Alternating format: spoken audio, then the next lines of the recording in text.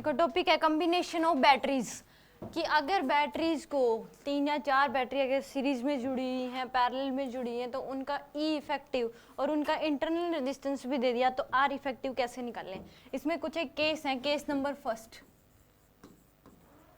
और ये हर साल इसका क्वेश्चन मिलता है। अभी जेईई मेन के जो पेपर्स हुए थे अभी लास्ट ईयर, उसके हर एक पेपर में इसका क्वेश्चन दे रखा था कि बिल्कुल लीजिए, अगर देखते ही अगर उसमें देखिए उसमें 4 बैटरी थी, उनकी ईएमएफ दे रखी थी, 4 उनके इंटरनल रेजिस्टेंस से पैरेलल में जुड़ी हुई थी। ये पूछ लिया इन बैटरी में से कितना करंट, यानी कि और एक एक्सटर्नल रेजिस्टेंस जुड़ा हुआ था कैपिटल आर का, ये पूछ लिया इस रेजिस्टेंस में से कितना करंट जाएगा। तो उस केस में 4 केसेज हैं, बस ये 4 केसेज आपको ध्यान रखने हैं। सारे के सारे क्वेश्चन जो हैं वो क्या हो जाएंगे, इजीली सोल्व हो जाएंगे। अगर मान लो ये नहीं पता कि ई इफेक्टिव और आर इफेक्टिव कैसे निकलेगा, तो उसमें 4 लूप बन के, मान लो 4 बैटरी लगाई हैं तो 4 लूप बन गए, तो 4 अननोन, तो केवीएल भी कितनी बार लगेगा, 4 बार, तो कितना लंबा कैलकुलेशन हो गया, यानी कि 10 से 15 मिनट उसी में चली जाएंगी। तो इसमें देखो केस नंबर फर्स्ट में अगर मान लो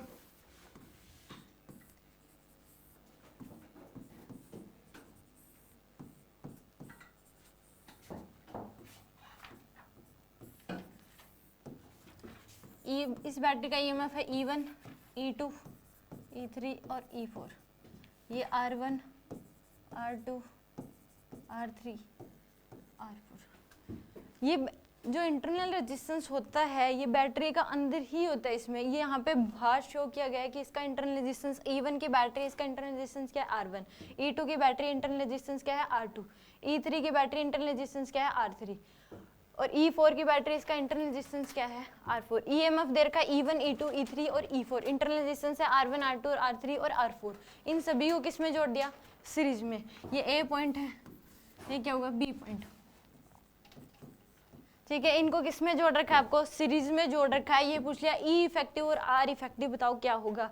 तो इन सभी बैटरीज का जो ई इफेक्टिव आएगा वो क्या होगा, E1 plus E2 plus E3 plus E4, और आर इफेक्टिव सभी के किस में जुड़े हुए, सीरीज में। तो आर इफेक्टिव आ जाएगा R1 plus R2 plus R3 plus R4। R effective इसका R1 plus R2 plus R3 plus R4, ठीक है। ये ई इफेक्टिव और ये क्या हो जाएगा इसका आर इफेक्टिव। अगर 4 कितनी भी बैटरी हूँ अगर सीरीज में जुड़ी हुई हैं, उनकी पोलैरिटी सेम है, पोलैरिटी सबकी सेम है, ये positive negative positive negative positive negative positive negative, तो ईएमएफ निकालने के लिए, नेट ई इफेक्टिव निकालने के लिए सभी को क्या कर देंगे, ऐड कर देंगे सभी के अक्रॉस जो ईएमएफ आपको गिवन है। तो E1 plus E2 plus E3 plus E4, यहाँ पे चाहे 5 होती, 6 होती, 7 होती, 2 होती, तो सभी का नेट ई इफेक्टिव। ये एक नया डायग्राम बन जाता है जिसमें आप एक ही बैटरी एक ही रेजिस्टेंस हो जाता है, तो करंट निकालना क्या हो जाएगा हमारे लिए ईजी हो जाएगा, कि कितना करंट चलेगा ये पता लग जाएगा, ठीक है। और इसका जो प्रूफ होता है वो बाई केवीएल होता है। इसमें ये नहीं है कि प्रूफ किससे होगा, इसका बाई केवीएल। इसके भी अगर मान लो इस तरीके से क्वेश्चन दे दिया और 3-4 बैटरी लगी हुई है पैरेलल या सीरीज में, करंट पूछ लिया, तो उस केस में वो वाला क्वेश्चन बाई केवीएल भी हो जाएगा, बट वो थोड़ा सा क्या पड़ेगा, लंबा पड़ेगा। अगर हमें पता है शॉर्टकट की, अगर ई इफेक्टिव और आर इफेक्टिव लगा दी तो वो क्या हो जाएगा, इजिली सोल्व हो जाएगा, ठीक है। समझ में आ गया।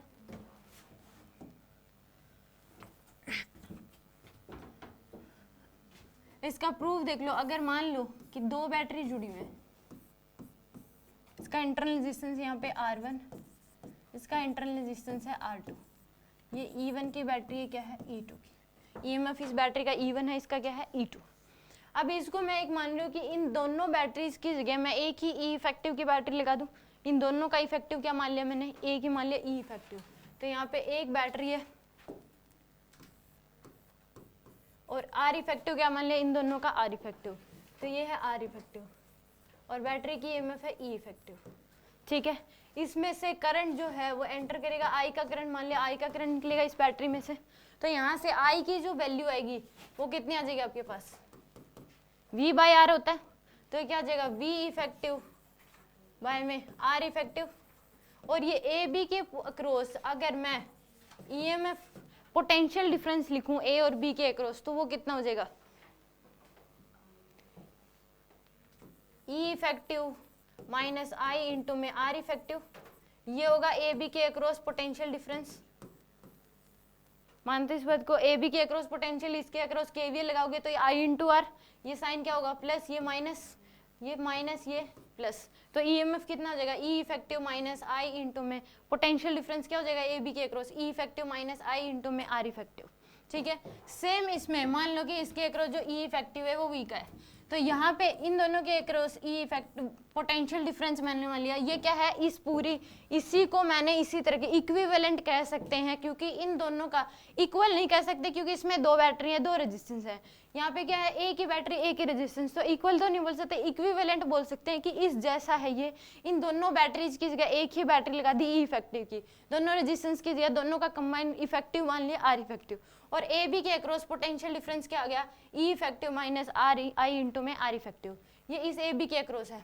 अब मैंने मान लिया इस बैटरी के अक्रॉस जो ये मान लो ए पॉइंट, ये बी, और ये मिड में जो है ये क्या है सी पॉइंट है, ए और सी के अक्रॉस जो इफेक्टिव होगा करंट, तो इसमें से भी आई का चलेगा, आई का करंट जाएगा, सीरीज में जुड़े एक ही करंट चलेगा, तो इसके अक्रॉस ई इफेक्टिव पोटेंशियल डिफरेंस क्या हो जाएगा ए सी के अक्रॉस, ये मान लो V1 है इसके अक्रॉस और इसके अक्रॉस कितना है V2, तो यहाँ पे जो V की वैल्यू होगी वो क्या होगी V1 प्लस V2, V जो ये था V की वैल्यू क्या आ जाएगी V1 प्लस V2, क्योंकि ये दोनों इसमें और उसमें कोई फर्क नहीं है, दोनों इक्विवेलेंट है, इसी को रीअरेंज किया हमने, तो यहाँ पे V की वैल्यू क्या आ जाएगी V1 प्लस V2। अब V1 की जो वैल्यू होगी वो क्या होगी E1 माइनस आई इंटू में R1 ये होगी, और V2 की वैल्यू क्या हो जाएगी E2 माइनस आई इंटू में R2। V की वैल्यू आ गई आपके पास और V2 की वैल्यू, तो V की वैल्यू क्या आ जाएगी आपके पास V1 प्लस V2, ये आएगी V की वैल्यू, तो V1 की वैल्यू क्या है E1 माइनस आई इंटू में R1 प्लस E2 माइनस आई इंटू में R2। ठीक है, तो यहाँ पे E1 प्लस E2 माइनस का I इंटू में R1 प्लस R2 ऐसे लिख सकती हूँ मैं, तो ये क्या बन गया मेरे पास सेकंड इक्वेशन, इसको ये थी मेरे पास फर्स्ट इक्वेशन, ये क्या है सेकंड इक्वेशन। अब फर्स्ट और सेकंड इक्वेशन में जो लेफ्ट हैंड साइड है वो दोनों में इक्वल है, इसमें भी पोटेंशियल डिफरेंस ए बी के अक्रॉस था, इसमें भी पोटेंशियल डिफरेंस क्या था ए बी के अक्रॉस। इन दोनों इक्वेशन को कंपेयरिंग इक्वेशन 1 एंड 2, दोनों इक्वेशन को अगर कंपेयर करोगे तो ई इफेक्टिव की वैल्यू क्या आ जाएगी E1 प्लस E2, यहाँ पे I है तो यहाँ पे भी क्या है I, R इफेक्टिव की वैल्यू क्या आ जाएगी R1 प्लस R2, तो E इफेक्टिव आ जाएगा आपके पास E1 प्लस E2 और R इफेक्टिव क्या आ जाएगा R1 प्लस R2। मैंने दो बैटरीज लेके इसका प्रूफ करके दिखा दिया आपको, तीन बैटरी लेके करोगे तो उसका भी प्रूफ क्या होगा इसी तरीके से, बाई KVL ही इसका प्रूफ हो जाएगा। समझ में आ गया, नोट हो गया, कर लो नोट। लाइट नहीं है क्या, फिर AC बंद करा है? लाइट तो है मैम, AC बंद है।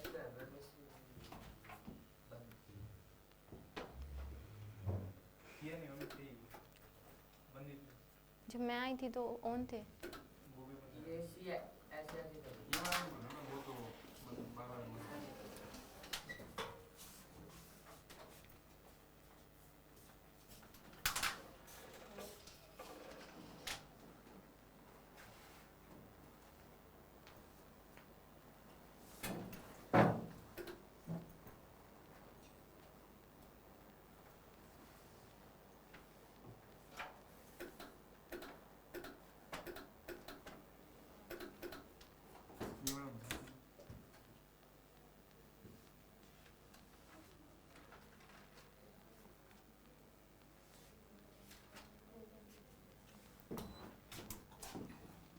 देखो केस नंबर 2,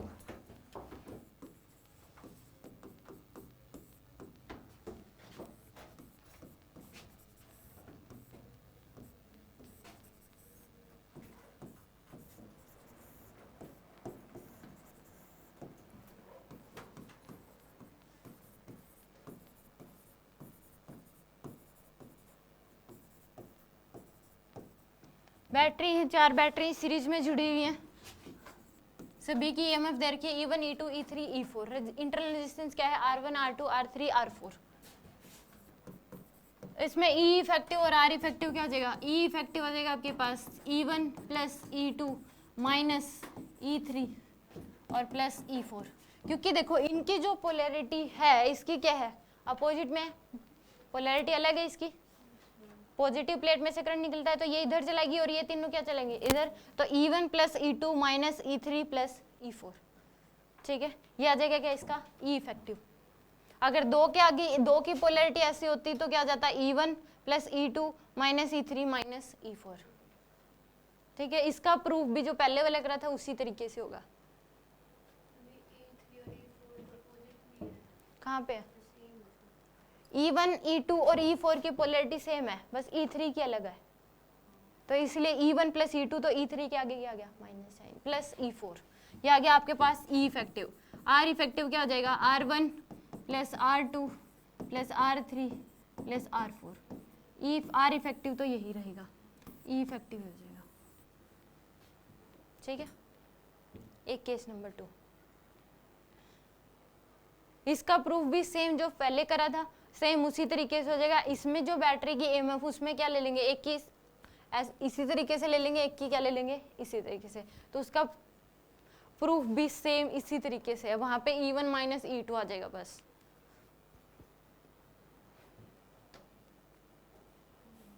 हो गया। केस नंबर 3,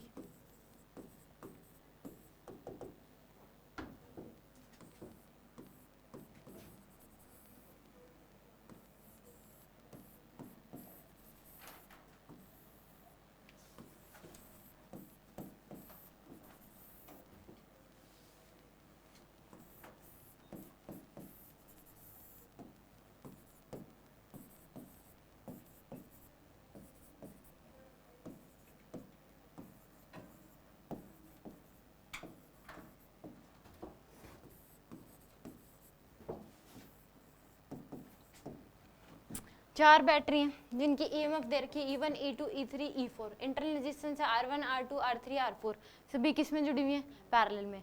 तो इनका जो ई इफेक्टिव है वो आ जाएगा आपके पास, ई इफेक्टिव की वैल्यू होगी E1 by R1 plus E2 by R2 plus E3 by R3 plus E4 by R4 divide by में 1 by R1 plus 1 by R2 plus 1 by R3 plus 1 by R4, यह आ जाएगा आपके पास इसका ई इफेक्टिव,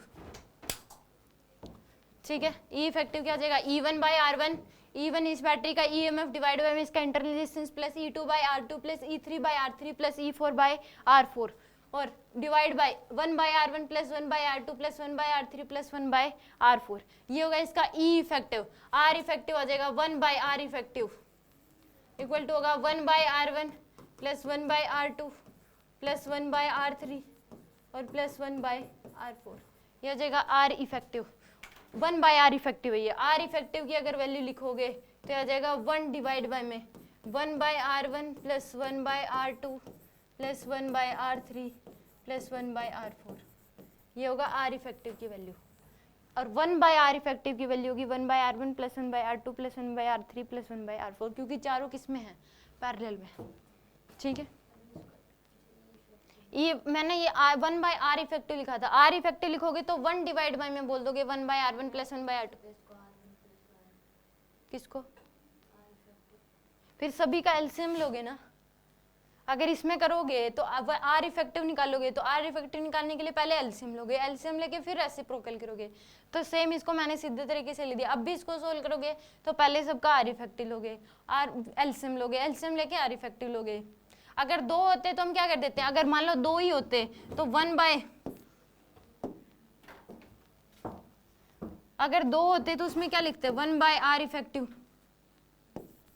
इक्वल टू क्या हो जाएगा 1 by R1 plus 1 by R2, तो इसका एलसीएम ले लेते हैं R1 R2, तो क्या हो जाता है R2 प्लस R1, तो ये 1 बाई आर इफेक्टिव की वैल्यू आई, तो आर इफेक्टिव क्या हो जाता है 2 में तो R1 R2 डिवाइड बाय में क्या हो जाएगा R2 plus R1 plus R2, तो ये तो डायरेक्ट लिख देते हैं 2 में, तो 4 में तो चारों का लेना पड़ेगा आपको EMF एलसीएम, चारों का लोगे तो ये आएगा R1 R2 R3 R4, चारों का एलसीएम लिया तो यहाँ पे क्या आएगा R2 R3 R4 plus R1 R3 R4 plus R3 R1 R2 R4 plus R1 R2 और R3 इस तरीके से, ठीक है। तो आप कर लोगे अगर डायरेक्ट एलसीएम 1/r इफेक्टिव, क्योंकि उसमें तो वैल्यू देगा आपको, R1 R2 R3 नहीं मिलेगा, वैल्यू मिलेगी, तो एलसीएम लेके उसको सोल्व कर लोगे, ठीक है। इसका प्रूफ भी किससे होगा, बाय KVL। हो गया। तो केस नंबर 4 लिखो।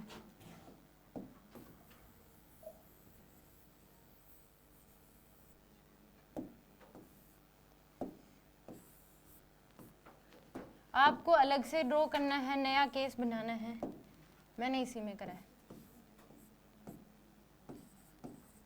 अलग से ड्रॉ करना है केस नंबर 3, केस नंबर 4, ठीक है।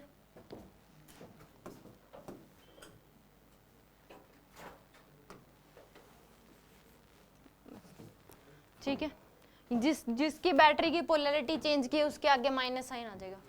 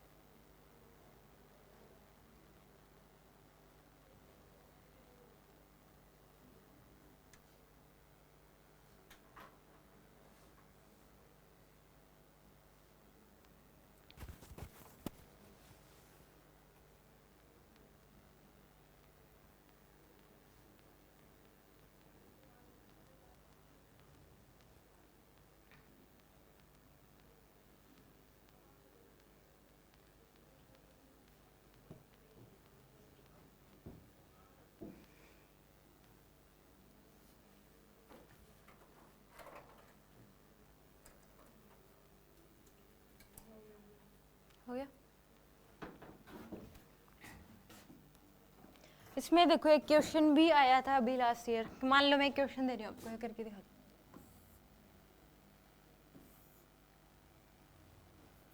पहले इसका प्रूफ कर लेते हैं कि क्या होगा, किस तरीके से होगा, ठीक है।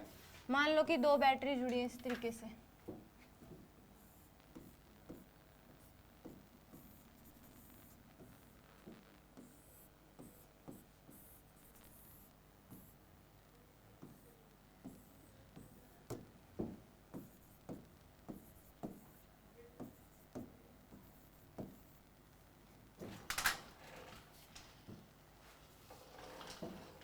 दो बैटरी जुड़ी है, ईएमएफ क्या है E1 और E2, इंटरनल रेजिस्टेंस क्या है R1 R2।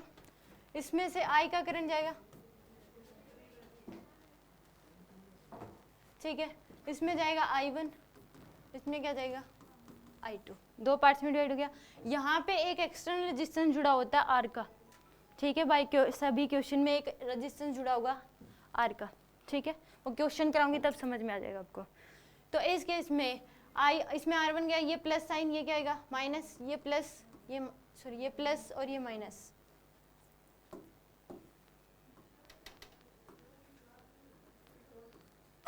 ये प्लस और ये माइनस, ये प्लस माइनस, ठीक है।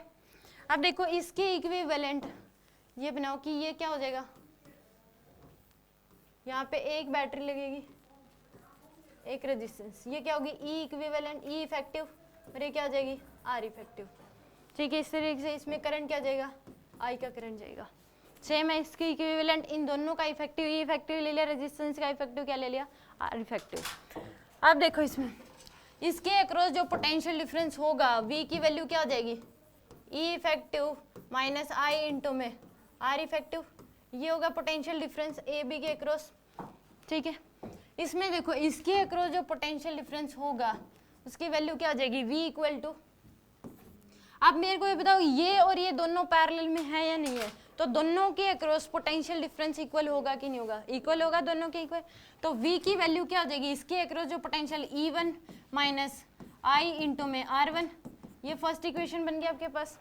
सेकंड V इक्वल टू क्या हो जाएगी, इसके अक्रॉस पोटेंशियल डिफरेंस क्या हो जाएगा E2 माइनस I इंटू में R2, ये सेकंड इक्वेशन। यहाँ पे I की जो वैल्यू है I इक्वल टू क्या है I1 प्लस I2, यहाँ पे I1 आएगा और ये क्या आएगा I2, I की वैल्यू क्या है I1 प्लस I2, तो यहाँ से I1 की वैल्यू निकालो I1 की वैल्यू क्या आ जाएगी फर्स्ट इक्वेशन से, V plus E1 divide by में R1, ये आएगी कि नहीं आएगी, V plus E1 divide by में R1। और I2 की वैल्यू क्या आ जाएगी, इसको इधर ले जाओ, सॉरी V माइनस आएगी,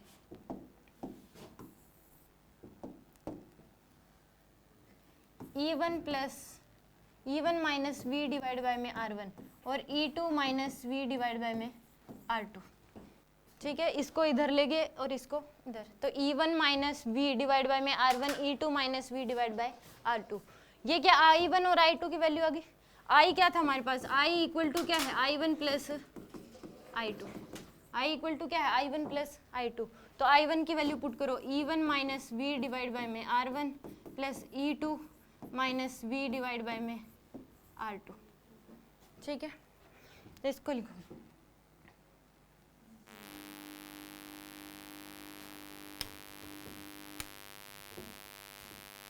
मैं यहाँ पे सोल्व करूँ इसको, यहाँ से इसमें कर लो। I इक्वल टू आ जाएगा आपके पास, I इक्वल टू क्या आ जाएगा E1 बाय में R1 माइनस V बाय में R1 प्लस E2 बाय में R2 माइनस V बाय में R2। इस तरीके से लिख सकते हैं इसको।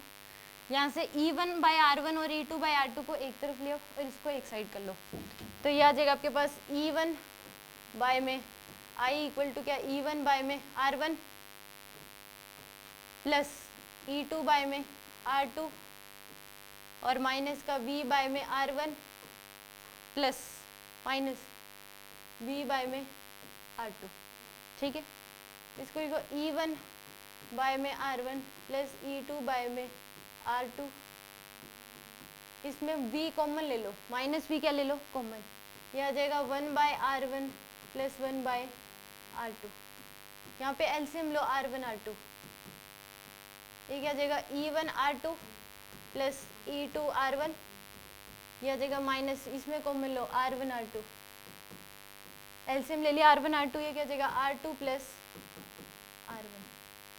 ठीक है, इसको इधर ले जाओ, I को इधर ले आओ, I इक्वल टू है ये, तो ये आ जाएगा, इसको इधर ले जाओ, I को इधर ले जाओ, E1 R2 plus E2 R1 divide by में R1 प्लस R2 माइनस का I। ठीक है, इसको इधर ले इक्वल टू क्या हो जाएगा V डिवाइड बाय में V इंटू में R2 plus R1 divide by में R1 R2। इतना समझ आ गया। अब इस पूरे R2 plus R1 divide by R1 R2 को इनके साथ ले आओ, इधर ले जाओ, तो V इक्वल टू क्या आ जाएगा आपके पास E1 R2 plus E2 R1 divide by R1 plus R2। इसको इधर लेके जाओगे तो क्या आ जाएगा आपके पास, R1 प्लस R2 नहीं, नीचे R1 R2 है, R1 R2, ये मल्टीप्लाई में जाएगा, ये डिवाइड में आएगा, रिवर्स होके इधर मल्टीप्लाई में आएगा, तो R इंटू में क्या हो जाएगा इसके R1 R2 डिवाइड बाय में R1 प्लस R2 माइनस का I, इसके साथ भी मल्टीप्लाई में आएगा, इंटू में R1 R2 डिवाइड बाय में R1 प्लस R2। ठीक है, इससे ये कैंसिल,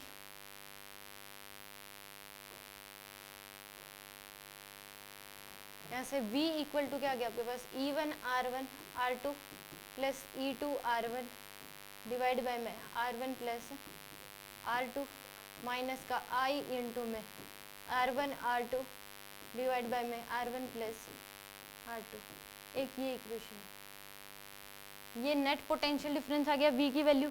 एक हमने माना था V इक्वल टू क्या था E effective minus I into में R इफेक्टिव, इसके इक्विवेलेंट माना था। अब इस इक्वेशन और इस इक्वेशन को कंपेयर करो, यहाँ E इफेक्टिव है तो ये पूरी वैल्यू क्या आ जाएगी E इफेक्टिव, यहाँ I है तो यहाँ भी I, ये R इफेक्टिव हो जाएगा। ठीक है, तो E इफेक्टिव की वैल्यू आ जाएगी E1 R2 plus E2 R1 divide by R1 plus R2, और R इफेक्टिव की वैल्यू क्या आ जाएगी R1 R2 divide by R1 plus R2। समझ में आ गया?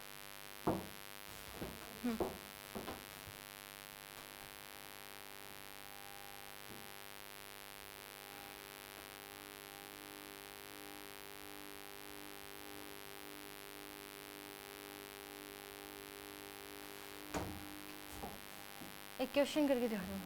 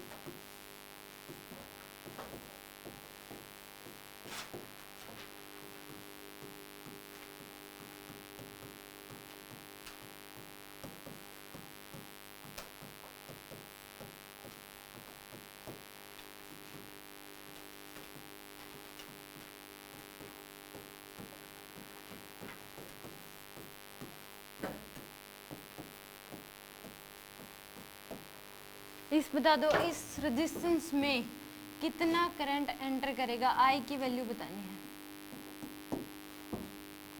Current flow through the resistance R.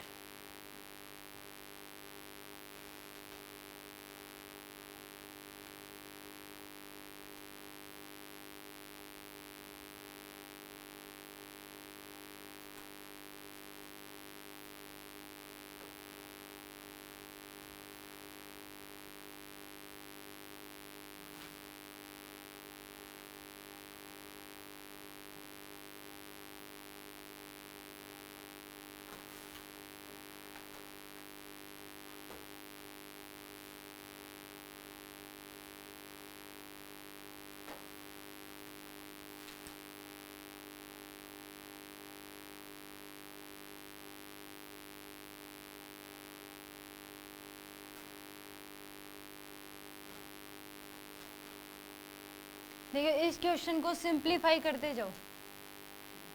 पहले इन सभी की जगह एक एक ही बैटरी लगा लो। ई इफेक्टिव ये सभी किस में है, सीरीज में है। ये भी सभी सीरीज में है, ये भी किस में है, सीरीज में। तो ये क्या बन जाएगा, एक डायग्राम बना लो। इन सभी का इफेक्टिव क्या हो जाएगा, 12 12 12 सभी को ऐड कर देंगे 48। तो यहाँ पे एक लो बैटरी है, इसका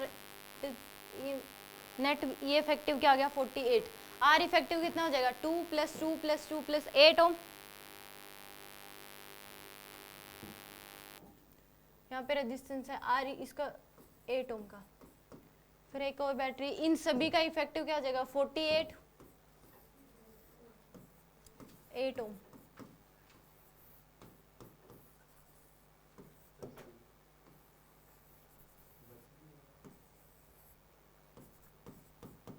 ये 48 वोल्ट 48 वोल्ट और 8 ओम। अब ये क्या बन गया, तीनों किस में पैरेलल में, ये तीनों रेजिस्टेंस भी पैरेलल में। अब इनका इफेक्टिव कितना आ जाएगा, मैं कहती हूँ 48 ही आ जाएगा। कितना आ जाएगा 48। ये नहीं है कि इसका कर दो 48 कैसे आएगा, देखो जो फॉर्मूला बताया था, अगर तीन बैटरी जुड़ी हुई हैं पैरेलल में तो क्या होता है E1/R1 + E2/R2 + E3/R3 divide by में 1/R1 + 1/R2 + 1/R3। अब बताओ E1 E2 और E3 तीनों सेम है 48 48 48। तो यहाँ से इसको E मान लो, तीनों को क्या मान लो E, इन तीनों की जगह E लगा दो। E1/R1 E/R1 E/R2 + E/R3। E common ले लो इनमें, तो ये आ जाएगा E इंटू में 1/R1 + 1/R2 + 1/R3 divide by में क्या आ जाएगा 1/R1 plus 1/R2 plus 1/R3, इससे ये कैंसिल, तो ई इफेक्टिव इन तीनों का भी क्या आ जाएगा, ई के इक्वल 48 ही, तो इनका ई इफेक्टिव आ जाएगा आपके पास 48।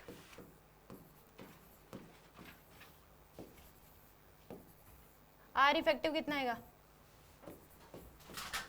तीनों किस में है, पैरेलल में, तो 1/8 1/8 प्लस 1/8, अलग पेन से क्या आ जाएगा, 1/8 plus 1/8 plus 1/8, 1/R effective, 8 LCM ले लो, 3 तो आर इफेक्टिव की वैल्यू क्या हो जाएगी, 8/3, 8/3। अब 8/3 और 4 किस में है, सीरीज में, तो इनका इफेक्टिव कितना आ जाएगा, 8/3 प्लस 4, 20/3। तो करंट कितना चलेगा, आई की वैल्यू क्या हो जाएगी, 48 डिवाइड बाई 20/3, तो आई की वैल्यू आ जाएगी आपके पास 48 इंटू 3 डिवाइड बाई 20, इतना करंट चलेगा। इसको सोल्व कर लोगे तो इन एक्सटर्नल रेजिस्टेंस जो 4 ओम में से कितना करंट चलेगा, इतना। आगे समझो, इसको आप बिल्कुल वैसे भी कर सकते थे, ये ना लगा के भी। देखो इस तरीके से जो बैटरी जुड़ी हुई है इनको बोलेंगे N, number of batteries, N की वैल्यू क्या होगी, नंबर ऑफ बैटरीज। और ये रो जो है कि कितनी जुड़ी हुई हैं, कितने पैरेलल में हैं, ये रो होते हैं 1 2 3, 3 रो है, इनको बोलेंगे एम, ठीक है, एम। एन क्या है यहाँ पे, नंबर ऑफ बैटरीज, एम क्या है, नंबर ऑफ रोज। तो यहाँ पे इसका जो ई इफेक्टिव आ जाएगा, डायरेक्ट भी कर सकते थे, ई इफेक्टिव आ जाएगा एन ई, ई इफेक्टिव कितना जाएगा, एन ई, एन क्या है यहाँ पे, नंबर ऑफ बैटरीज, और आर इफेक्टिव जो होएगा वो आ जाएगा आपके पास N R by M. N यहाँ पे है नंबर ऑफ बैटरीज या नंबर ऑफ रेजिस्टेंस, ठीक है।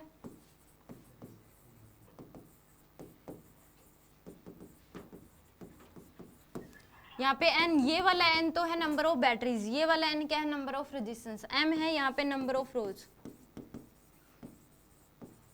कि कितनी रो बनी है, कितनी पैरेलल में जुड़ी हुई है। अब डायरेक्ट देखो एन की वैल्यू यहाँ पे 4, ई की वैल्यू क्या थी 12, तो डायरेक्ट ई इफेक्टिव आ जाता है इनका 48, ठीक है।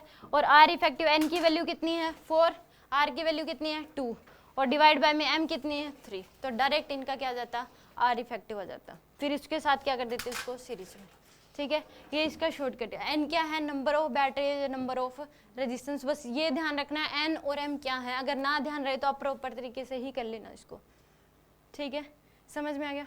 इसकी डीपीपी है उसकी प्रैक्टिस कर लेना। बस ये 4 ही केस हैं। ये वाला क्वेश्चन जो है एचजीटीज पेपर में आया हुआ है जेईई मेन के, कि इसमें इसी तरीके से बैटरी जोड़ दी, 3-4 उसमें रो बना दी, ई इफेक्ट भी ये पूछ लिया कि रेजिस्टेंस में से कितना करंट जाएगा, 4 ओम रेजिस्टेंस में से कितना करंट जाएगा, तो वो इसी तरीके से होगा। आगे आपको समझ